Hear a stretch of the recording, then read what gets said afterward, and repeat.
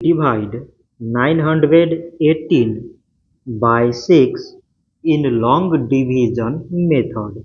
6 times 1 is 6. On subtracting we get 3. So now this 3 is less than 6.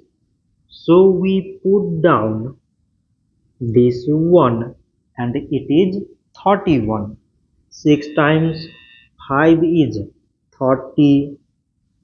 On subtracting we get 1. So again this 1 is less than 6. So we put down this 8 and it is 18. 6 times 3 is 18. On subtracting we get 0. So 918 divided by 6 is 153.